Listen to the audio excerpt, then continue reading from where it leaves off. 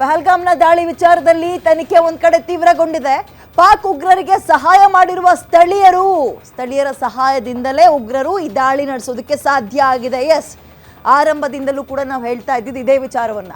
ಉಗ್ರರಿಗೆ ಸಹಾಯ ಮಾಡಿದ್ದು ಯಾರು ಅನ್ನುವ ಪ್ರಶ್ನೆಗೆ ಇದೀಗ ಕೆಲ ಸ್ಥಳೀಯರನ್ನ ಬಂಧಿಸಿದ್ದಾರೆ.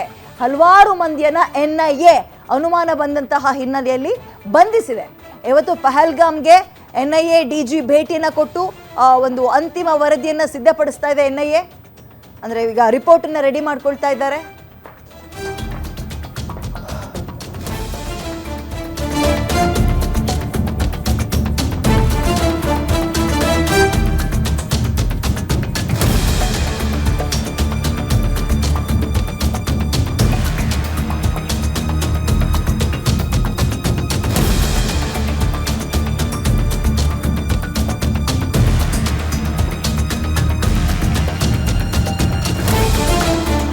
ಈಗ ಈ ಒಂದು ದಾಳಿ ನಡೆಯೋದಕ್ಕೆ ಅಥವಾ ಉಗ್ರರು ನಡೆಸಿದ್ರು ಅನ್ನೋದಕ್ಕೆ ಸ್ಥಳೀಯರ ಬೆಂಬಲ ಇಲ್ಲದೆ ಸಾಧ್ಯನೇ ಇಲ್ಲ. ಆ ಬೆನ್ನೆಲ್ಲ ಕೆಲ ಶಂಕಿತರನ್ನ ಮೊನ್ನೆಯೂ ಕೂಡ ಅರೆಸ್ಟ್ ಮಾಡಿದ್ರು. ಅದು ಮುಂದುವರೆದಿದೆ. ಈಗ ಶಂಕಿತರು ಅಂದ್ರೆ ಅನುಮಾನ ಬಂದಂಥವ್ರನ್ನ ಅರೆಸ್ಟ್ ಮಾಡಿ ವಿಚಾರಣೆ ಮಾಡ್ತಾ ಇದ್ದಾರೆ. ಪಾಕ್ ಉಗ್ರರಿಗೆ ಸಹಾಯ ಮಾಡಿರುವ ಸ್ಥಳೀಯರು ಯಾರು ಸಹಾಯ ಮಾಡಿದ್ದಾರೆ ಅಂದ್ರೆ ಅವರು ಸ್ಥಳೀಯರಲ್ಲ, ಅವರು ಕೂಡ ಉಗ್ರರೇ ಆಗಿರ್ತಾರೆ. ಲೋಕಲ್ ಟೆರರಿಸ್ಟ್ಗಳು ಯಾರ್ಯಾರು ಅನ್ನುವಂತಹ ಪತ್ತೆ ಹಚ್ಚುವಂತಹ ಕೆಲಸಕ್ಕೆ NIA ಮುಂದಾಗಿತ್ತು. ಕೆಲವೊಂದು ರಿಪೋರ್ಟ್ ಅನ್ನ ರೆಡಿ ಮಾಡ್ಕೊಂಡಿದೆ. ಇದೀಗ ಕೆಲವ್ರನ್ನ ಅರೆಸ್ಟ್ ಕೂಡ ಮಾಡಿದ್ದಾರೆ. ವಶಕ್ಕೆ ಪಡೆದುಕೊಂಡು ವಿಚಾರಣೆನ ಕೂಡ ಸೇನೆ ನಡೆಸ್ತಾ ಇದೆ.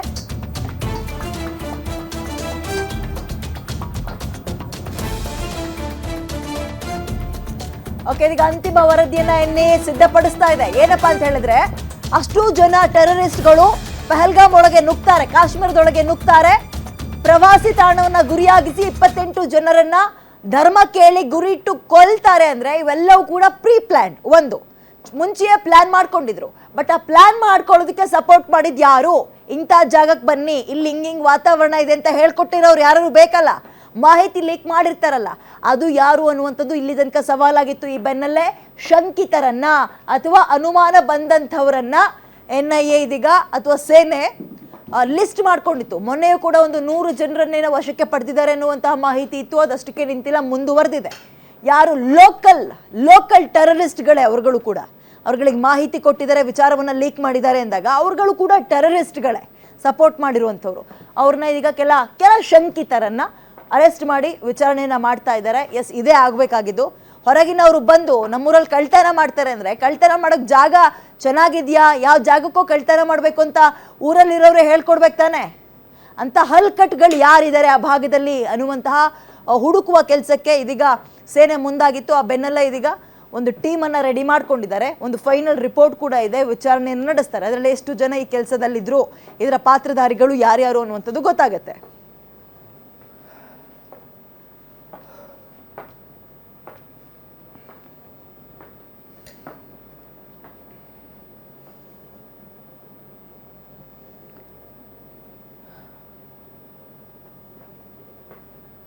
ಓಕೆ, ಇದೀಗ ಪಾಕ್ ಉಗ್ರರಿಗೆ ಸಹಾಯ ಮಾಡಿರುವ ಸ್ಥಳೀಯರ ಲಿಸ್ಟ್ ಅನ್ನ NIA ರೆಡಿ ಮಾಡ್ಕೊಂಡಿದೆ. ಅದರ ಮುಖಾಂತರ ಕೆಲವರನ್ನ ವಿಚಾರಣೆಗೂ ಕೂಡ ಒಳಪಡಿಸಿದ್ದಾರೆ. ಏನಪ್ಪಾ ಅಂತ ಹೇಳಿದ್ರೆ, ಈ ಟೆರರಿಸ್ಟ್ಗಳಿಗೆ ಸಪೋರ್ಟ್ ಮಾಡಿದ್ ಯಾರು, ಏನೇನು ವಿಚಾರವನ್ನ ಹಂಚ್ಕೊಂಡ್ರು, ಅವ್ರಗಳಿಗೆ ಆಶ್ರಯ ಕೊಟ್ಟಂತವ್ರು ಯಾರು, ಲೋಕಲ್ ರೈಟ್ಸ್ಗಳು, ಫೀಡಿಂಗ್ ಮಾಡ್ತಾ ಇದ್ದದ್ದು ಯಾರು, ಅವರಿಗೆ ಮಾಹಿತಿಗಳು ಎಲ್ಲೆಲ್ಲಿ ಒಂದು ಲೀಕ್ ಆಗ್ತಾ ಇತ್ತು, ಇವೆಲ್ಲವೂ ಕೂಡ ಪ್ರಾಥಮಿಕವಾಗಿ ಗೊತ್ತಾಗಬೇಕಾಗಿರೋ ವಿಚಾರ. ಲೋಕಲ್ ಏಡ್ಸ್ಗಳು ಯಾರು ಸಪೋರ್ಟ್ ಮಾಡಿದ್ರು ಅಂತ ಈಗ ಅದರ ಬೆನ್ನ ಹಟ್ಟಿದ್ದಾರೆ ಸೇನೆ.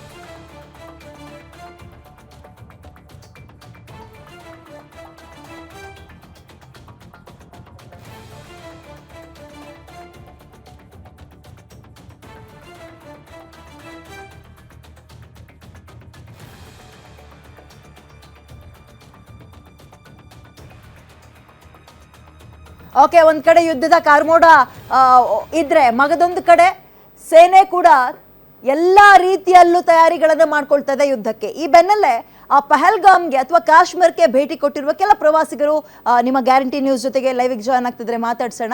ಹುಬ್ಳಿಯಿಂದ ಎಸ್, ನಮಸ್ತೆ, ನನ್ನ ಧ್ವನಿ ಕೇಳಿಸ್ತಾ ಇದೆಯಾ ಮೇಡಮ್? ನಮಸ್ತೆ ನಮಸ್ತೆ, ಕೇಳ್ತಾ ಇದ್ದೇನೆ ಸರ್, ತಮ್ಮ ಹೆಸರು? ನಮಸ್ಕಾರ, ನಾನು ರಾಜೇಶ್ ಕಲ್ಯಾಣ್ ಶೆಟ್ಟರ್ ಅಂತ. ಓಕೆ, ಯಾವಾಗ ಹೋಗಿದ್ರಿ, ವಾಪಸ್ ಆಗಿದ್ ಯಾವಾಗ ಸರ್? ನಾವು ಕಾಶ್ಮೀರ್ಗೆ ಹೋಗ್ಬೇಕಂತ ತುಂಬಾ ಮೊದಲಿಂದ ಪ್ಲಾನ್ ಮಾಡ್ತಾ ಇದ್ವಿ. ಅದಕ್ಕೆ 46 ಜನ ಬಸ್ಸಿನ ಮುಖಾಂತರ ನಾವು 11ನೇ ತಾರೀಕು ಹುಬ್ಳಿ ಬಿಟ್ಟು 14ನೇ ತಾರೀಕು ರಾತ್ರಿ ನಾವು ಕಾಶ್ಮೀರನ್ನ ಮುಟ್ಟಿ 15ನೇ ತಾರೀಕಿಗೆ ಬೆಳಿಗ್ಗೆಯಿಂದ ನಾವು ಕಾಶ್ಮೀರ ಪ್ರವಾಸ ಮಾಡ್ತಾ ಇದ್ವಿ. ಅಲ್ಲಿಂದ 15ನೇ ತಾರೀಕು ಲೋಕಲ್ ಕಾಶ್ಮೀರ ನೋಡ್ಕೊಂಡ್ವಿ. ನೆಕ್ಸ್ಟ್ 16ನೇ ತಾರೀಕ ಸೋನ್ಮಾರ್ಗ್ ಅಂತ ಒಂದು ಪ್ಲೇಸ್ ಇದೆ, ಅದನ್ನು ನೋಡಿದ್ವಿ. 17ನೇ ತಾರೀಕು ಇನ್ನೊಂದು ಮೌಂಟನ್ ರೇಂಜ್ ಸಿಂಟಾಫ್ ಅಂತ ಹೇಳಿ ಅದನ್ನ ನೋಡ್ಕೊಂಡು 18ನೇ ತಾರೀಕಿಗೆ ನಾವು ಪಹಲ್ಗಾಮಕ್ಕೆ ಹೋದ್ವಿ. ಎಲ್ಲರೂ ಸೇರಿ ಒಂದು 30 ಜನ, ನಾವು ಟೋಟಲ್ 46ರಲ್ಲಿ ಎಲ್ಲ ಸ್ವಲ್ಪ ವಯಸ್ಸಾದವರೆಲ್ಲ ಬಸ್ ನಲ್ಲಿ ಕೂತಿದ್ರು. ನಾವು 36 ಜನ ಆ ಬೈಸರನ್ ವ್ಯಾಲಿ ಅಂತ ಹೇಳಿ ಏನ್ ಪಹಲ್ಗಾಮದಲ್ಲಿ ಫೇಮಸ್ ಪ್ರವಾಸಿ ತಾಣ ಇದೆ, ಅದನ್ನ ನೋಡಕ್ಕಂತ ನಾವು 30 ಜನ ಕುದುರೆ ಮುಖಾಂತರ ಮೇಲೆ ಹೋಗಿ ಅಲ್ಲಿ ಸ್ವಲ್ಪ ಬಾಳತನ ಸಮಯವನ್ನ ಕಳೆದು ಮತ್ತೆ ವಾಪಸ್ ಆಗಿತ್ತು. ಓಕೆ ಓಕೆ, ಅದು ಬಹಳ ಅದ್ಭುತವಾದ ಜಾಗ, ಸುಂದರ ತಾಣ ಅಂತೆಲ್ಲ ಅಂತಾರೆ. ಹೆಂಗಿತ್ತು ಸರ್ ನೀವು ಹೋದಾಗ ಅಲ್ಲಿ ಜಾಗ? ಕಾಶ್ಮೀರ, ಇಡೀ ಕಾಶ್ಮೀರ ಎಲ್ಲರೂ ಹೇಳುವಾಗ ನಮ್ಮ ಭಾರತ ದೇಶದ ಸ್ವರ್ಗ ಅನ್ಬೋದು. ಬಹಳ ಒಳ್ಳೆ ಒಳ್ಳೆ ಪ್ಲೇಸ್ ಇದೆ, ಎಲ್ಲಾ ನೋಡ್ಕೊಂಡು ಬಹಳ ಎಂಜಾಯ್ ಮಾಡಿದ್ವಿ ನಾವು. ಆಮೇಲೆ ಎಲ್ಲಾ ಕಡೆ ಚೆನ್ನಾಗಿ ಸೆಕ್ಯೂರಿಟಿನೂ ಇತ್ತು. ಎಲ್ಲಾ ಲೋಕಲ್ ಕಾಶ್ಮೀರಿ ಕ್ಯಾಬ್ ಡ್ರೈವರ್ಸ್ ಆಗ್ಲಿ ಅಥವಾ ಹೋಟೆಲ್ ಓನರ್ಸ್ ಆಗ್ಲಿ ಎಲ್ಲರೂ ಸಂತೋಷವಾಗಿದ್ರು. ಇದೊಂದು ಒಳ್ಳೆ ಸಮಯ ಇದೆ ನಮ್ಗೆ, ನಮ್ಮ ಸ್ಥಿತಿಗತಿಗಳು ಇಂಪ್ರೂವ್ ಆಗ್ತಾ ಇದಾವೆ, ನಮ್ದು ಒಂದು ಜೀವನ ಒಂದು ಒಳ್ಳೆ ಸ್ಥಿತಿಗೆ ಬರ್ತಾ ಇದೆ ಅಂತ ಬಹಳ ಸಂತೋಷವಾಗಿದ್ರು ಅವ್ರು. ಆದ್ರೆ ಇದೊಂದು ಇನ್ಸಿಡೆಂಟ್ ಎಲ್ಲರಿಗೂ ಬಹಳ ತೊಂದರೆ ಕೊಟ್ಬಿಟ್ಟಿದೆ. ಅಲ್ಲಿಗೆ ಅಮಾಯಕರನ್ನ ಹೋಗ್ ಬಲಿ ಬಂದ್ರಿ, ತಗೊಂಡು ಹೋಗ್ ಹೋಗ್ತಾ ಬಂದ ಆದ್ಮೇಲೆ ಈ ಸುದ್ದಿ ನಿಮ್ಗೆ ಕೇಳಿಸ್ದಾಗ ಏನ್ ಅನ್ನಿಸ್ತು ನಿಮ್ಗೆ? ಅವಾಗ ಒಂದೇ ಕ್ಷಣ ಎಲ್ಲರಿಗೂ ಒಂದ್ ಶಾಕ್ ನಲ್ಲಿ ಇದ್ವಿ ನಾವು. ಯಾಕಂದ್ರೆ ಆ ಜಗದಲ್ಲಿ ನಾವು ಇರ್ಬೋದಾಗಿತ್ತೇನೋ, ಯಾಕಂದ್ರೆ ನಮ್ಮ ಸಮಯ ಆ ಭಗವಂತನ ಆಶೀರ್ವಾದದಿಂದ ನಾವೇನೋ ಬಚಾವಾದ್ವಿ. ಆದ್ರೆ ನಮ್ಗೆ ನಾವು ಉಳಿದಿದ್ದ ದುಃಖದಕ್ಕಿನ ಅಲ್ಲಿ 26 ಜನ ಅಮಾಯಕರು ಏನ್ ಬಲಿ ಆದ್ರಲ್ಲ ಅವ್ರ ಬಗ್ಗೆ ಬಹಳ ನಮ್ಗೆ ಬೇಜಾರ್ ಅನಿಸ್ತು, ಬಹಳ ದುಃಖನೂ ಆಯ್ತು ಅವ್ರು. ಈಗ ಸರ್, ಒಂದ್ ರೀತಿ ಹೆಂಗಂದ್ರೆ ದಾಳಿಯಿಂದ ಜಸ್ಟ್ ಮಿಸ್ ಆಗಿ ಪಾರಾಗಿದ್ದೀರಿ ಅಂತ ಹೇಳ್ಬೋದು, ಪವಾಡ ಸದೃಶ ಅಂತಾನೂ ಹೇಳ್ಬೋದು ನಿಮ್ಮನ್ನ. ಹಾಗಿದ್ದಾಗ ಸದ್ಯ ಪ್ರೆಸೆಂಟ್ ಆಗ್ತಿರೋ ಟಾಕ್ಸ್ ನಿಮಗೆ ಗೊತ್ತಿರುತ್ತೆ, ಯುದ್ಧ ಆಗ್ಬೇಕು, ಸೇಡ್ ತೀರಿಸ್ಕೊಳ್ಬೇಕು ಅಂತೆಲ್ಲ ಅನ್ನುವಂತಹ ಟಾಕಿಂಗ್ಗಳು. ಅದಕ್ಕೆ ಸಂಬಂಧಪಟ್ಟಂತೆ ನಿಮ್ಮ ಪ್ರತಿಕ್ರಿಯೆ ಏನು ಅಂತ? ನೋಡ್ರಿ, ಕಾಶ್ಮೀರ ಇದ್ರ ಬಗ್ಗೆ ನನಗೂ ಒಂದ್ ಮಾತು ಹೇಳಕ್ ನಾನು ಬಯಸ್ತೇನೆ ಮೀಡಿಯಾ ಥ್ರೂ. ಕಾಶ್ಮೀರನ ಅವರು ಸೇಫ್ ಆಗಿದೆ, ಎಲ್ಲಾ ಭಾರತ ದೇಶದ ಮೂಲೆ ಮೂಲೆಗಳಿಂದ ಪ್ರವಾಸಿಗರ ಬರ್ರಿ ಅಂತ ಅವ್ರು ವೆಲ್ಕಮ್ ಮಾಡಿದ್ದಾರೆ. ಅದಕ್ಕೆ ಜಮ್ಮು ಕಾಶ್ಮೀರ ಸರ್ಕಾರ ಮತ್ತು ಭಾರತ ಸರ್ಕಾರ ಎರಡು ಜೊತೆಗೂಡಿ ಅಲ್ಲಿ ವಾತಾವರಣನ ಬಹಳ ತಿಳಿ ಮಾಡಿದೆ. ಆದ್ರೆ ಇದು ಒಂದು ಇನ್ಸಿಡೆಂಟ್ ದಿಂದ ಅಲ್ಲಿ ಪ್ರವಾಸಿಗರು ಹೋಗಬೇಕು ಬೇಡ ಅನ್ನೋ ಒಂದು ಬಹಳ ದ್ವಂದ್ವದಲ್ಲಿದ್ದಾರೆ. ಮತ್ತ ಈ ರೀತಿ ಪ್ರತಿ ಬಾರಿನೂ ನಮ್ಮ ದೇಶದ ಮೇಲೆ ದಾಳಿ ಆಗ್ತೈತಂದ್ರೆ ಒಬ್ಬ ಒಳ್ಳೆ ನಾಗರಿಕನಾಗಿ ನಾನು ಏನ್ ಹೇಳೋದು ಬಯಸ್ತೇನೆ, ಇದಕ್ಕೊಂದು ತಕ್ಷಣ ಶಾಸ್ತಿ ಆಗ್ಬೇಕು ಅವ್ರಿಗೆ. ಯಾರು ಇಂಥ ಹೇ ಕೃತ್ಯವನ್ನ ಮಾಡ್ತಾರೆ ಅಮಾಯಕರ ಬಗ್ಗೆ ಮಾಡ್ತಾರೆ, ಅವ್ರದ್ದು ಏನೇ ಇಶ್ಯೂ ಇದ್ರು, ಅವ್ರು ತಮ್ಮ ಜಮ್ಮು ಕಾಶ್ಮೀರ ಏನಾರ ಇಶ್ಯೂ ಇದ್ರು ಅದನ್ನ ಅಲ್ಲೇ ಬಗೆಹರಿಸ್ಕೋಬೇಕು. ಆದ್ರೆ ದೇಶದ ಬೇರೆ ಬೇರೆ ಕಡೆಯಿಂದ ಬಂದ ಪ್ರವಾಸಿಗರನ್ನ ಹತ್ಯೆ ಮಾಡಿದ್ರೆ ಅದಕ್ಕೆ ಅದು ನ್ಯಾಯಬದ್ಧವಾಗುದಿಲ್ಲ. ಅವ್ರಿಗೆ ಉಗ್ರವಾದ ಕಠಿಣ ಶಿಕ್ಷೆ ಆಗ್ಬೇಕು ಒನ್ಸ್ ಫಾರ್ ಆಲ್ ಇದೆ. ಯಾಕಂದ್ರೆ ನಾನು ಆರ್ಮಿ ಎಕ್ಸ್ಪರ್ಟ್ ಅಲ್ಲ, ಬಟ್ ಒಬ್ಬ ನಾಗರಿಕನಾಗಿ ನಮ್ಮ ದೇಶವನ್ನ ಸುರಕ್ಷತೆಗೊಳಿಸ್ಬೇಕಾದ್ರೆ ಏನೇನ್ ಸ್ಟೆಪ್ ತಗೋಬೇಕು ಭಾರತ ಸರ್ಕಾರ ತಗೊಳ್ಳಿ, ನಿರ್ದಾಕ್ಷಿಣ್ಯವಾಗಿ ತಗೊಳ್ಳಿ, ಅವ್ರಿಗೆಲ್ಲ ಶಿಕ್ಷೆ ಆಗ್ಬೇಕಂತ ನಾನು ಹೇಳ್ತೀನಿ.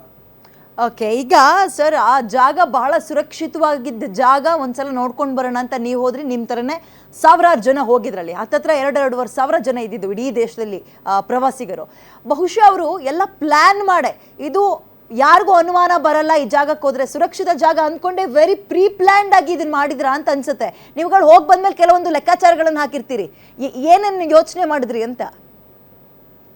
ಹೌದು ಹೌದು, ಯಾಕಂದ್ರೆ ಬೇರೆ ಕಡೆ ಏನಿದೆ ಕಾಶ್ಮೀರ ಲೋಕಲ್, ಯಾಕಂದ್ರೆ ಯಾರೇ ಕಾಶ್ಮೀರಕ್ಕೆ ಹೋದ್ರು ಒಂದ್ 4 ಪ್ಲೇಸ್ ಅಂತೂ ಸ್ಟ್ಯಾಂಡರ್ಡ್ ನೋಡ್ತಾರೆ. ಒಂದು ಕಾಶ್ಮೀರ್ ಲೋಕಲ್ ಟ್ಯೂಲಿಪ್ ಗಾರ್ಡನ್ ನೋಡ್ತಾರೆ, ದಾಲ್ ಜೀಲ್ ಶಿಕಾರ್ ರೈಡ್ ಮಾಡ್ತಾರೆ, ಒಂದು ಶಾಪಿಂಗ್ ಮಾಡ್ತಾರೆ. ನೆಕ್ಸ್ಟ್ ಗುಲ್ಮಾರ್ಗ್ ಅಂತ ಒಂದು ಪ್ಲೇಸ್ ಇದೆ, ಅಲ್ಲಿ ಹೋಗಿ ಗಂಡೋಲಾ ರೈಡ್ ಮಾಡ್ತಾರೆ. ಸೋನ್ಮಾರ್ಗ್ ಅಂತ ಪ್ಲೇಸ್ ಇದೆ, ಅದು ಸ್ನೋಫಾಲ್ ಇರ್ತದೆ. ನೆಕ್ಸ್ಟ್ ಪೆಹಲ್ಗಾಮ್. ಈ ನಾಲ್ಕಂತೂ ಮಿನಿಮಮ್ ಎಲ್ಲರೂ ಪ್ಲಾನ್ ಮಾಡ್ತಾರೆ. ಆದ್ರೆ ಈ ಮೂರು ಕಡೆ ಏನ್ ಸೆಕ್ಯೂರಿಟಿ ಇದೆ ಅಲ್ಲ, ಅದು ಬಹಳ ಟೈಟ್ ಸೆಕ್ಯೂರಿಟಿ ಇದೆ. ಆದ್ರೆ ಪೆಹಲ್ಗಾಮ್ ಅಲ್ಲಿ ಏನ್ ಬೈಸರನ್ ವ್ಯಾಲಿ ಮೇಲೆ ಹೋಗ್ತೇವಲ್ಲ, ಅಲ್ಲಿ ಒಂದು ಸೆಕ್ಯೂರಿಟಿ ಇಲ್ಲ. ಅದಕ್ಕಾಗಿ ಅವ್ರು ಪ್ಲಾನ್ ಮಾಡಿರ್ಬೋದು ಅಂತ ಅನಿಸ್ತದೆ ನಮ್ಗೆ. ಓಕೆ, ಯಾಕಂದ್ರೆ ಇದನ್ನ ನಾನು ಕೇಳಬೇಕು ಸೆಕ್ಯೂರಿಟಿ ಇದ್ದ ಅನ್ಕೊಂಡೆ. ಪಹಲ್ಗಾಮ್ ಅಲ್ಲಿ ಅಲ್ಲಿ ಯಾರು ಸಪೋರ್ಟಿಗೆ ಇಲ್ದಲ್ಲ ಇರೋದೇ ಅವರಿಗೆ ಒಂದು ಟಾರ್ಗೆಟ್ ಆಗ್ಬಿಡ್ತಾ ಅಂತ. ಸೆಕ್ಯೂರಿಟಿ ವೈಸ್ ನೋಡೋದಾದ್ರೆ ಅಲ್ಲಿ ಏನು ಸೆಕ್ಯೂರಿಟಿನೇ ಇರಲಿಲ್ಲ, ಏನು ಇವನ್ ಸೇನೆ ಇರಲಿ, ಪೊಲೀಸರು ಇರಲಿಲ್ಲ, ಒಂದಿಬ್ರು ಅಂತ ಮಾಹಿತಿ ಕೇಳ್ತಾ ಇದ್ವಿ ನಾವು. ಹೌದಾ? ಹೇಗಿತ್ತು ಜಾಗ ಅಲ್ಲಿ? ಹೌದೌದು, ಅಲ್ಲಿ ಅದು ಅದು ಟುವರ್ಡ್ಸ್ ಜಮ್ಮು ಬರ್ತಿರೋದ್ರಿಂದ ಅಲ್ಲಿ ನನ್ನ ಗೆಸ್ ಪ್ರಕಾರ ಅದು ಒಂದು ಸೇಫ್ ಜಾಗ. ಅಲ್ಲಿ ಯಾವ ಅಂತ ಘಟನೆ ನಡೆದಿಲ್ಲ. ಅದಕ್ಕಾಗಿ ಆ ಕಡೆ ಸೆಕ್ಯೂರಿಟಿನ ಅಷ್ಟೊಂದು ಇಟ್ಟಿರ್ಲಿಕ್ಕಿಲ್ಲ ಅವ್ರು ಮೋಸ್ಟ್ಲಿ. ಆದ್ರೆ ಅದನ್ನ ಅವರು ಅಡ್ವಾಂಟೇಜ್ ತಗೊಂಡು ಈ ಹತ್ಯೆಯನ್ನ ಮಾಡಿದ್ದಾರೆ. ಈ ಕೃತ್ಯನ ಮಾಡಕ್ ಅವ್ರಿಗೆ ಧೈರ್ಯ ಬಂದಿದ್ದೆ ಸೆಕ್ಯೂರಿಟಿಯ ನಾನ್ ಡೆಪ್ಯುಟೇಷನ್ ಆಫ್ ಸೆಕ್ಯೂರಿಟಿ ಅಂತ. ಓಕೆ ಸರ್, ನಿಮ್ಮ ವೈಫ್ಗೆ ನಾನು ಮಾತಾಡೋದು ಕೇಳಿಸ್ತಾ ಇದೆಯಾ ಮೇಡಮ್? ನಮಸ್ತೆ, ಕೇಳಿಸ್ತಾ ಇದೆಯಾ? ಮೇಡಮ್ ಕೇಳಿಸ್ತಾ ಇದೆ. ನೀವು ಹೋಗಿ ಬಂದ್ಮೇಲೆ ಈ ಸುದ್ದಿ ಕೇಳಿ ಏನ್ ಅನ್ನಿಸ್ತು ನಿಮ್ಗೆ ಅಂತ? ಬಹಳ ದುಃಖ ಆಯ್ತು ಮೇಡಮ್. ಯಾಕಂದ್ರೆ ಅವ್ರ ಹಸ್ಬೆಂಡ್ ಕಳ್ಕೊಂಡ್ರಲ್ಲ ಮೇಡಮ್, ಅಲ್ಲೇ ಎದುರಿಗೇನೆ ಅವ್ರ ಹಸ್ಬೆಂಡ್ ಗುಂಡ್ ಹಾಕದ್ ಬಂದ್ ಕೂಡೇನ ಅವ್ರ ಕಳ್ಕೊಂಡ್ರಲ್ಲ. ಅವ್ರ ಪರಿಸ್ಥಿತಿ ನಾವ್ ನೋಡಿ ನಮ್ಗೆ ಬಹಳ ದುಃಖ ಆಯ್ತು ಮೇಡಮ್. ಬಹಳ ಸಿಟ್ಟು ಬಂತು ಮೇಡಮ್.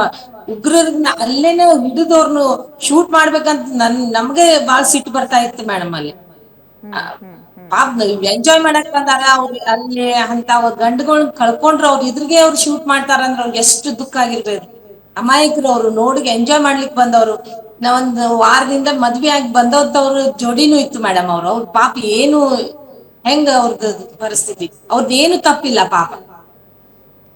ನೀವು ಇಡೀ ಫ್ಯಾಮಿಲಿ ಹೋಗಿದ್ದ? ನೀವು ಮಕ್ಕಳು ಇಡೀ ಕುಟುಂಬ ಹೋಗಿದ್ದ ನೀವು? ನಮ್ ಫುಲ್ ಫ್ಯಾಮಿಲಿನ ಹೋಗಿತ್ತು ಮೇಡಮ್, ಫ್ರೆಂಡ್ಸ್ 46 ಜನ ಇದ್ವಿ. ಓಹೋ, ಓಕೆ. ಪಹಲ್ಗಾಮ್ ಅದೇ ಹುಲ್ಲುಗಾವಲಿನ ಪ್ರದೇಶ, ನಡೆಯಕ್ಕಾಗಲ್ಲ, ತುಂಬಾ ಕಲ್ಲೆಲ್ಲ ಬಂಡೆ ಎಲ್ಲ ಇರುತ್ತೆ, ಕುದುರೆ ಮೇಲೆ ಹೋಗ್ಬೇಕು ಅಂತೆಲ್ಲ ಕೇಳ್ಪಡ್ತಾ ಇದ್ವಿ ನಾವು. ಮೇ ಬಿ ಅಂತ ಜಾಗನೇ ಟಾರ್ಗೆಟ್ ಮಾಡಿದ್ರ ಅಂತ. ನಿಮ್ಗೆ ಏನ್ ಅನ್ನಿಸ್ತು ಮೇಡಮ್? ನೀವು ಹೋದ್ ಬಂದ್ಮೇಲೆ ಕೆಲವೊಂದು ಮಾತಾಡ್ಕೊಂಡಿರ್ತೀರಿ, ಅಯ್ಯೋ ನಾವು ಹಿಂಗಾಯ್ತು, ಅಲ್ಲಿಗೆ ಹೋಗಿದ್ವಿ, ಹೀಗಾಗ್ತಿತ್ತೇನೋ ಅಂತ ಏನೇನೋ ಮಾತಾಡ್ಕೊಂಡಿರ್ತೀರಿ ಮನೆಗೆ ಬಂದ್ಮೇಲೆ. ಏನೇನ್ ಅನ್ಕೊಂಡ್ರಿ ಅಂತ? ನಾವು ಕುದುರೆ ಮೇಲೆ ಹೋಗುವಾಗನು ಬಂದ್ ಯಾರಾದ್ರೂ ಅಟ್ಯಾಕ್ ಮಾಡ್ಬೋದಿತ್ತೋ ಏನೋ ಅಂತ ಇವಾಗ ಹೆದರ್ಕ್ ಬರ್ತಾ ಇದೆ ಮೇಡಮ್. ಅಲ್ಲಿ ಯಾರು ಇಲ್ಲಲ್ಲ ಅಷ್ಟೇ. ಅದು ಬಾಳ ಪ್ಲೇಸ್ ಬಹಳ ಹೆದರಿಕೆ ಬರುವಂತ ಪ್ಲೇಸ್ ಐತ್ ಮೇಡಮ್. ಅದು ಡೌನ್ ಆಗ್ತಾವ, ಕುದುರೆ ಎಲ್ಲ ಡೌನ್ ಆಗ್ತಾವ, ಅಂದ್ಮೇಲೆ ಅಪ್ ಆಗ್ತೈತ್ ಮೇಡಮ್. ಅದು ಅಂದ್ರೆ ಸೆಕ್ಯೂರಿಟಿ ದಾಳಿ ಮಾಡಿದ್ರೆ ಇಮಿಡಿಯೇಟ್ ಯಾರು ಸೆಕ್ಯೂರಿಟಿ ಫೋರ್ಸ್ ಒಂದು ಅರ್ಧ ಗಂಟೆ ಅಥವಾ 45 ನಿಮಿಷ ಅಂತೂ ಯಾರು ಬರಕ್ ಆಗುದಿಲ್ಲ. ಬಂದ್ರೆ ಹೆಲಿಕಾಪ್ಟರ್ ಮುಖಾಂತರನೇ ಬರಬೇಕು. ಅದು ಮೆಸೇಜ್ ಹೋಗಿ ಬರುವಷ್ಟರೊಳಗೆ ಇದೆಲ್ಲ ಘಟನೆ ನಡೆದು ಅವ್ರು ಪಾರಾಗ್ಬಿಟ್ಟಿದ್ದಾರೆ. ಅದನ್ನೇ ಅವರು ಅಡ್ವಾಂಟೇಜ್. ಅದೇ ಅದೇ, ಅವ್ರಿಗೆ ಅಡ್ವಾಂಟೇಜ್ ಸಿಕ್ಕಿರೋದೇ ಜಾಗ ಹೆಂಗಿದೆ ಅಂತ. ಏನ್ ಸೌಂಡ್ ಕೇಳಿಸಿದ್ರು ಬರ್ಲಿಕ್ಕೆ ಏನಿಲ್ಲ ಅರ್ಧ ಮುಕ್ಕಾಲು ಗಂಟೆ ಬೇಕು ಯಾರಾದ್ರೂ ಸೇಫ್ ಮಾಡ್ಲಿಕ್ಕೆ. ಮೇ ಬಿ ಇದೆಲ್ಲ. ಮತ್ತೆ ನಾನು ಇನ್ನೊಂದು ಪ್ರಶ್ನೆ ಕೇಳಬೇಕು, ಅಲ್ಲಿನ ಲೋಕಲೈಟ್ಸ್ ಹೇಗೆ ಸಪೋರ್ಟ್ ಮಾಡಿದ್ರು ನಿಮಗೆ? ಟೂರಿಸ್ಟ್ಗಳಿಗೆ ಹೇಗೆ ಸಪೋರ್ಟ್ ಮಾಡ್ತಾರೆ? ಟೋಟಲ್ ಹೇಳ್ಬೇಕಂದ್ರೆ ಕಾಶ್ಮೀರ್ ನಾವು ವಿಸಿಟ್ ಮಾಡಿದಾಗ ಎಲ್ಲಾ ಲೋಕಲೈಟ್ಸ್ ಬಹಳ ಸಂತೋಷವಾಗಿದ್ರು. ಪ್ರವಾಸಿಗರನ್ನ ಬಹಳ ಕೇರ್ ತಗೊಂಡು ಅವರು ಹ್ಯಾಂಡಲ್ ಮಾಡ್ತಾ ಇದ್ರು. ಎಲ್ಲಿ ಕರ್ಕೊಂಡು ಹೋದ್ರು ಸೇಫ್ ಆಗಿ ವಾಪಸ್ ಜಾಗ ಮುಟ್ಟಿಸೋದು ಅವ್ರ ಉದ್ದೇಶ ಆಗಿತ್ತು. ಯಾಕಂದ್ರೆ ಅವ್ರದ್ದು ಒಂದು ಆರ್ಥಿಕ ಪರಿಸ್ಥಿತಿ ಇಂಪ್ರೂವ್ ಆಗ್ತಾ ಇದ್ದು, ಅವ್ರ ಜೀವನನೂ ಇಂಪ್ರೂವ್ ಆಗ್ತಾ ಇದ್ದರಿಂದ ಅವ್ರು ಬಹಳ ಕೇರ್ ತಗೊಂಡ್ರು. ಆದ್ರೆ ನಾವು ನೋಡಿದ್ದಷ್ಟೇ, ಒಳಗೆ ಯಾರ್ಯಾರು ಏನೇನ್ ವಿಚಾರ ಇಟ್ಕೊಂಡಿದ್ರು ಅದು ನಮ್ಮ ಇಂಟೆಲಿಜೆನ್ಸ್ಗೆ ಸಿಗುವಂತದ, ತರ್ಕಕ್ಕೆ ಸಿಗುವಂತದಲ್ಲ.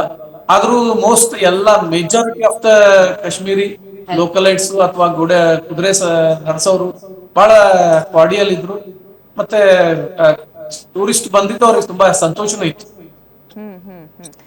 ಪಹಲ್ಗಾಮ್ಗೆ ಕೆಲವೊಂದು ಅಡ್ಡೆಸರಿದೆ, ಮಿನಿ ಸ್ವಿಟ್ಜರ್ಲ್ಯಾಂಡ್, ಭೂಲೋಕದ ಸ್ವರ್ಗ ಅಂತೆಲ್ಲ. ಹೌದಾ? ಅಷ್ಟೊಂದು ಅದ್ಭುತವಾದ ಜಾಗನ ನಿಮ್ ನೋಡಿದಾಗ ಏನನ್ನಿಸ್ತು?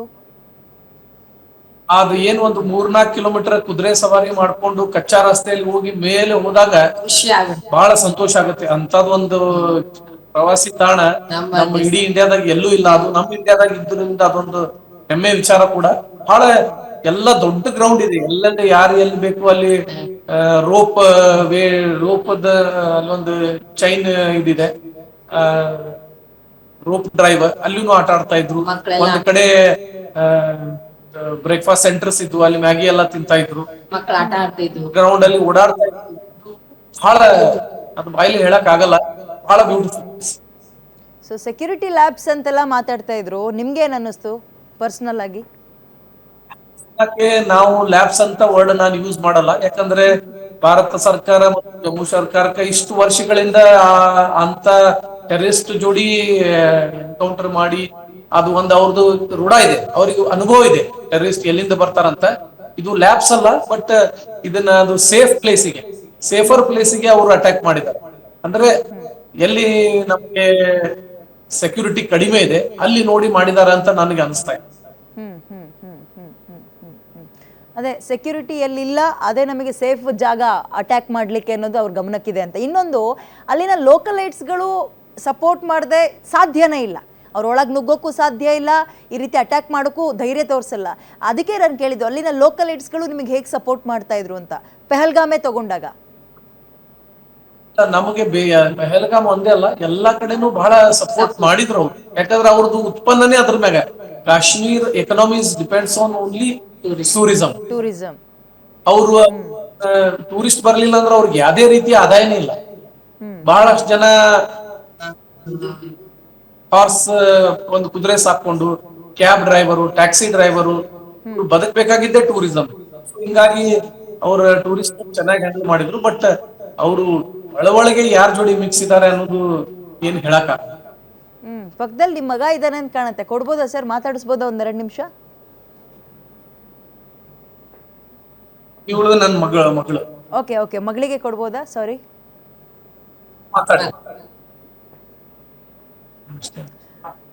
ಹಾಯ್, ಕೇಳಿಸ್ತಾ ಇದೆಯಾ? ನಿನ್ನ ಹೆಸರು ಪುಟ್ಟ? ನನ್ನ ಹೆಸರು ಸಾನ್ವಿ. ಹೇಗಿತ್ತು ಪೆಹಲ್ಗಾಮ್ ಹೋಗಿದ್ದ? ಕಾಶ್ಮೀರ ಏನನ್ನಿಸ್ತು? ಬಾಳ್ ಚಲೋ ಇತ್ತು, ಬಾಳ್ ಎಂಜಾಯ್ ಮಾಡಿದ್ವಿ. ಅಲ್ಲೆಲ್ಲ ಜಿಪ್ ಲೈನ್ ಇತ್ತು, ಎಂಜಾಯ್ ಮಾಡಿದ್ವಿ.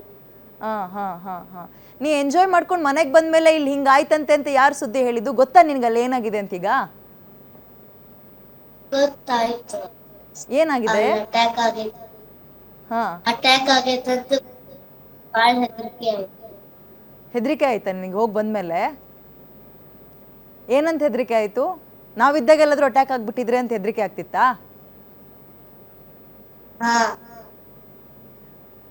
ಆಮೇಲೆ ನಾವಿದ್ದಾಗ ಆಗಿದ್ರೆ ಹೇಗಿರ್ತಿತ್ತು, ಬಾಳ್ ಭಯ. ಈಗ ನಿನ್ಗೂ ಕೋಪ ಬರುತ್ತಾ? ಆ ಟೆರರಿಸ್ಟ್ಗಳನ್ನ ಹಂಗ್ ಮಾಡ್ಬೇಕು ಹೀಗ್ ಮಾಡ್ಬೇಕು ಅಂತ ಏನಾದ್ರೂ ಕೋಪ ಬರುತ್ತಾ ಸಾನ್ವಿಗೆ? ಏನ್ ಹೇಳ್ತಾರೆ ಸಾನ್ವಿ? ಬಾಳ್ ಕೋಪ ಬಂದಿತ್ತ, ಟೆರರಿಸ್ಟಿಗ ಶೂಟ್ ಮಾಡ್ಬಿಡ್ಬೇಕು ಅನಿಸ್ತಿತ್ತಾ? ಈಗ ವಾರ್ ಮಾಡ್ಬೇಕು ಅಂತಿದಾರಲ್ಲ, ನಿನ್ಗೇನ್ ಅನ್ಸುತ್ತೆ ಸಾನ್ವಿ?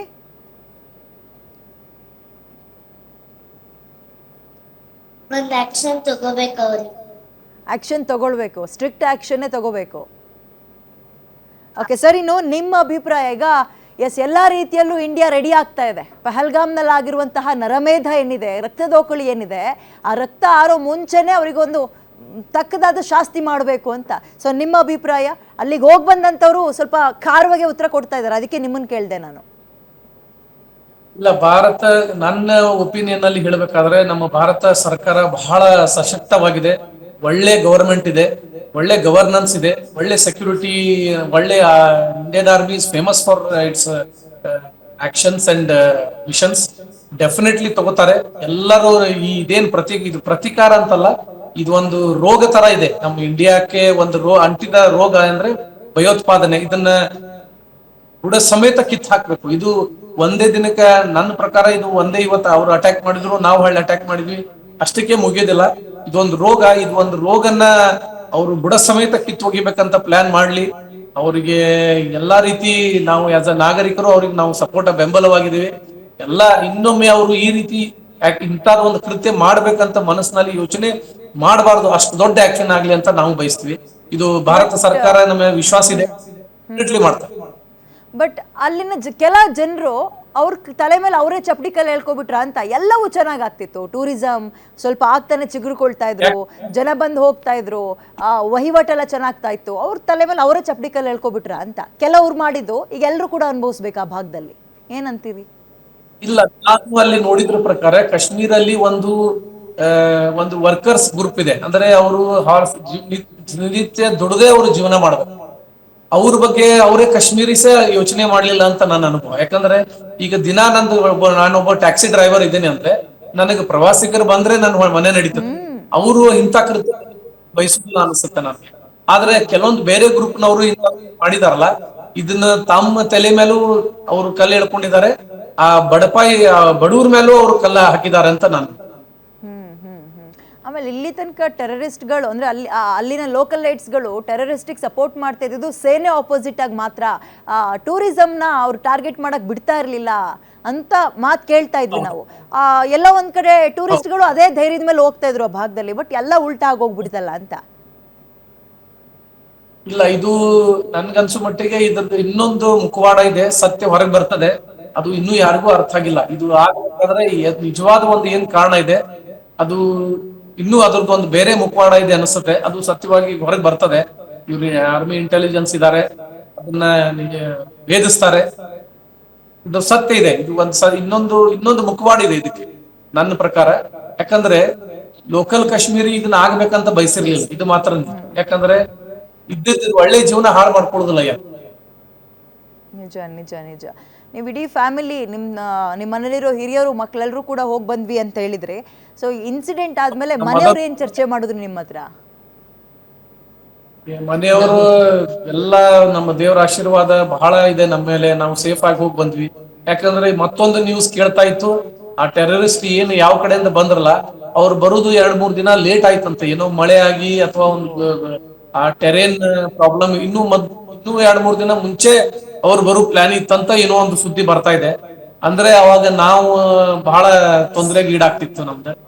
ನಾವು ಯಾಕಂದ್ರೆ ನಮ್ಮ 78 ವರ್ಷದ ನಮ್ಮ ಫಾದರ್, ಆಮೇಲೆ 2-3 ವರ್ಷದ ಒಂದು ಮಗು, ಇಷ್ಟು ಕರ್ಕೊಂಡು ನಾವು ಒಟ್ಟೆ 46 ಜನ ಹೋಗಿದ್ವಿ. ಮದರು ಇದಾರೆ ನೋಡಿ, ಅವರು ಬಂದಿದ್ರು. ಅದೇ ಅವರೆಲ್ಲ ಏನ್ ಮಾತಾಡಿದ್ರು ನಿಮ್ಮ ಹತ್ರ ಅಂತ? ಬಚಾವಾಗಿ ಬಂದ್ಮೇಲೆ ಒಂದ್ ರೀತಿ ಹುಸ್ಸಪ್ಪ ಅನ್ನೋ ಒಂದು ಧೈರ್ಯ ಬಿಟ್ಬಿಟ್ಟಿರ್, ಅಂದ್ರೆ ಒಂಥರ ಮನಸ್ಸಿಗೆ ನಿರಾಳ ಆಗಿರುತ್ತೆ, ಸದ್ಯ ನಾವು ಸೇಫ್ ಆದ್ವಲ್ಲ ಅಂತ. ದೇವ್ರು ದೊಡ್ಡವನು ಉಳಿದ್ವಿ, ಆದ್ರೆ ಅವ್ರಿಗೆ ಆಗ್ಬಾರ್ದಿತ್ತು ಅಂತ ಹೇಳಿ ಎಲ್ಲರೂ ಅಂತಾರ. ಎಲ್ಲರದು ಒಂದೇ. ಮಾತಾಡಿಸ್ಬೋದಾ ನಿಮ್ನ? ಏನ್ ಅನ್ನಿಸ್ತಮ್ಮ ಅಲ್ಲಿಗೆ ಹೋಗಿ ಬಂದ್ಮೇಲೆ ನಿಮ್ಗೆ? ಹೋಗಿ ಬಂದ್ಮೇಲೆ ಅದಕ್ಕೆ ಬಾಳ ತ್ರಾಸ ಆಗಿತ್ತು. ನಾವು ಅಕಸ್ಮಾತ್ 2 ದಿನ ಮೊದ್ಲ ಬಂದಿದ್ದ ಹೆದರ್ಕಿ ಅಂಜಿಕ್ ಬಂತು. ಆದ್ರೆ ಈಗ ಬಾಳ ತ್ರಾಸ ಆಯ್ತು. ಪಾಪ ಅವ್ರು ಹೊಸ ಗಂಡನ್ ಕಳ್ಕೊಂಡು ಅವ್ರ ಕುಟುಂಬಕ್ಕೆ ಎಷ್ಟು ತ್ರಾಸ ಐತಿ, ಬಾಳ ತ್ರಾಸ ಐತಿ. ಅವ್ರ ಜೀವನ ಮಾಡೋದ ಕಷ್ಟ, ಇನ್ ಜೀವನ ಪರ್ಯಂತ ಅವ್ರ ಹೆಂಗ ಓದ್ಕೊಂಡಿರ್ಬೇಕಾಕೈತಿ. ಅದೆಷ್ಟು ಫೀಲಿಂಗ್ ಅನ್ನೋದು ಬಲ. ಹೌದೌದು. ಅಲ್ಲ ಆಗಿದ್ ಘಟನೆ ಕೇಳ್ಪಟ್ರ ನೀವು? ಧರ್ಮನ್ ಕೇಳಿ ಹೊಡಿದ್ರು, ಹೆಣ್ಮಕ್ಳು ಎದುರಿಗೆ ಗಂಡನನ್ನ ಕೊಂದ್ರು ಅಂತೆಲ್ಲ ಕೇಳಿದಾಗ ನಿಮಗೆ ಎಷ್ಟು ಕೋಪ ಬರ್ತಿತ್ತು ಅಂತ? ಹಿಂದೂನಾ ಅಂತ ಕೇಳಿ ಹೊಡ್ತಾರ, ಮತ್ ಹೊಡೆದಿಂದ ನನ್ನ ಹೊಡೆದ್ ಬಿಡು ಅಂತ ಕೇಂದ್ರ ಮೋದಿ ಹೇಳಂತ ಹೇಳ್ತಾರ. ಹಂಗಾಗಿ ಚಲೋ.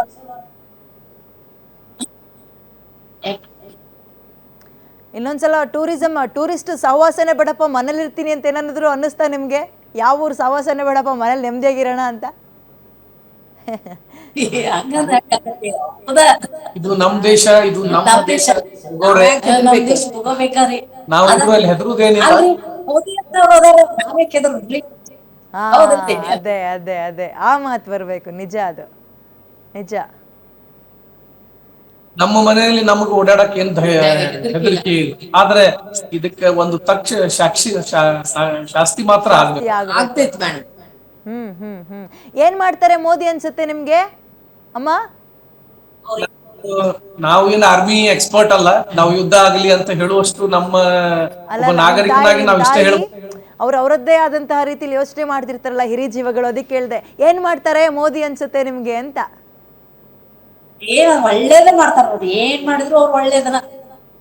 ಆರ್ಮಿ ಅವ್ರು ಎಲ್ಲರೂ ಎಲ್ಲ ಸೆಕ್ಯೂರಿಟಿ ಎಲ್ಲ ಮಾಡ್ತಾರ, ಎಲ್ಲ ಒಂದ್ ಇದ್ರ ಹಂತಕ್ಕೆ ತಗೊಂಬಂದ್ ದೇಶ ನಡೆಸ್ತಾರ. ಅವ್ರ ಮಾಡಕ್ ಸಾಧ್ಯನೇ ಇಲ್ಲ. ಚೆನ್ನಾಗಿತ್ತ ಜಾಗ? ನೋಡ್ಕೊ ಬಂದ್ರ? ಖುಷಿ ಆಯ್ತಾ? ನಾವು ಹೋಗಿದ್ದಿಲ್ಲ ರೀ, ಅವ್ರ ಮಕ್ಕಳು ಹೋಗಿದ್ದ. ಚಂದ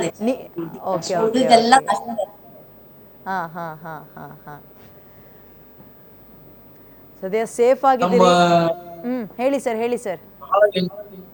ಬಹಳ ಚೆನ್ನಾಗಿ ಹೇಳ್ಬೇಕಂತ ಆಸೆ, ಆದ್ರೆ ಅವ್ರು ಆ 26 ಜನ ಅಮಾಯಕರ ಬಲಿ ಆಯ್ತಲ್ಲ, ಅದಕ್ಕೊಂದ್ ಸ್ವಲ್ಪ ನಮ್ಗೆ ನಮ್ಮ ಆ ಸಂತೋಷ ನಾವು ಅದನ್ನ ವ್ಯಕ್ತಪಡಿಸಕ್ ನಮ್ಗೆ ಇಚ್ಛೆ ಇಲ್ಲ. ಅವರ ದುಃಖದಲ್ಲಿ ಆ ಭಗವಂತ ಅವ್ರಿಗೆ ಶಕ್ತಿ ಕೊಡ್ಲಿ. ಅವರ ಹತ್ಯೆ ಆದವ್ರ ಆತ್ಮಕ್ಕೆ ಶಾಂತಿ ಸಿಗ್ಲಿ, ಅವರ ದುಷ್ಟರಿಗೆ ಶಿಕ್ಷೆ ಆಗಿ ಅದೇ ಅವ್ರಿಗೆ ಇನ್ನೊಮ್ಮೆ ನಮ್ಮ ಭಾರತ ದೇಶ ಕಡೆ ಯಾರು ಕಣ್ಣು ಹಾಕಬಾರ್ದು ಅಂತ ಶಿಕ್ಷೆ ಆಗ್ಲಿ ಅಂತ ಹೇಳ್ತಾರೆ. Well, thank you. ಇಡೀ ಕುಟುಂಬಕ್ಕೆ ಗ್ಯಾರಂಟಿ ನ್ಯೂಸ್ ಜೊತೆಗೆ ಮಾತಾಡೋದಕ್ಕೆ. ಈ ಕುಟುಂಬ ಕಾಶ್ಮೀರಕ್ಕೆ ಹೋಗಿ ಬಂದಂಥವ್ರು. ಇನ್ನೇನು ಆ ಘಟನೆ ಆಗುತ್ತೆ ಅಂದರೆ 2 ದಿನ ಮುಂಚೆ ರಾಜ್ಯಕ್ಕೆ ವಾಪಸ್ ಆಗಿದ್ರು. ಒಂದು ರೀತಿ ಕೂದಲೆಳೆ ಅಂತರದಲ್ಲಿ ಸೇಫ್ ಆಗೋದು ಅಂತಾರಲ್ಲ, ಆ ರೀತಿ ಪಾರಾಗಿದ್ದಾರೆ. ಬಟ್ ಇಡೀ ದೇಶ ಪ್ರತಿಕಾರಕ್ಕೋಸ್ಕರ ಕಾಯ್ತಾ ಇದೆ. ಮಗದೊಂದು ಕಡೆ ಸೇನೆ ಕೂಡ ಎಲ್ಲ ರೀತಿಯಲ್ಲೂ ಸಜ್ಜಾಗ್ತಾ ಇದೆ. ಇದರ ನಡುವೆ ಪ್ರತಿಕಾರ ಹೇಗಿರುತ್ತೆ, ಇಂಡಿಯಾದ ಪ್ರತಿಕಾರ ಅಂತ ಪಾಕಿಸ್ತಾನವೂ ಕೂಡ ಒಳಗೆ ಹೆದರಿಕೊಳ್ತಾ ಇದೆ.